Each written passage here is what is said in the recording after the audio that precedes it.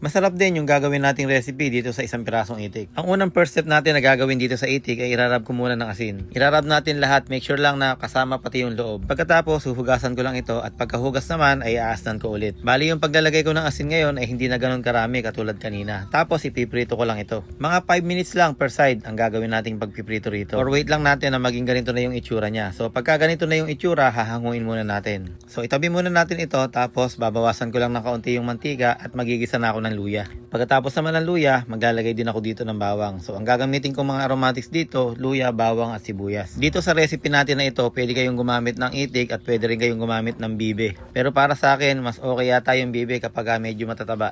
Mas nasasarapan ako sa bibe kasi nga medyo malalaki siya. Pero ganun pa man, masarap pa rin yung lulutuin natin. Toyo, oyster sauce, bechin, tapos nilagyan natin ng paminta. Magbubuhos din tayo dito ng 2 pirasong lemon soda. Kakailanganin din natin dito ng 1 lata ng pineapple juice. At para may karagdagan lasa pa, gagamit pa ako rito ng 1 pirasong chicken cube o pork cube, pwede rin. At ngayon, ilalagay na natin itong itik. Pwede pa kayong maglagay ng laurel at saka ng tanglad. 1 cup ng tubig, tapos tatakpan hanggang sa lumambot. Makalipas naman ang halos 1 oras na pagpapalambot natin, malambot na itong ating itik. Pero hindi pa natatapos dito yung ating pagluluto. Since lumasa na rin at naamoy na rin natin yung tanglad, tatanggalin na muna natin ito. At ipapalit ko naman itong carrot, bichuelas at saka yung bell pepper. Tapos maglalagay na ako dito ng pineapple chunks. Pwede kayong gumamit ng mga malalaking pineapple, kagaya ng slice para mas maganda. Ngayon naman maglalagay ako ng ketchup at saka asukal. Mga ilang minuto lang ay lalapot na yung sabaw niya. Ito na yung kanyang resulta. Masarap yung sarsa niyan, kaya siguradong mapapakanin ka pa. Kung tawagin nila ito ay patotin, kayo na bahala. Kung sa English naman ay braised duck. Pero hindi ako expert, kayo na bahala kung gusto nyong gawin o gayahin. Pero kung matitikman at masusubukan mo to,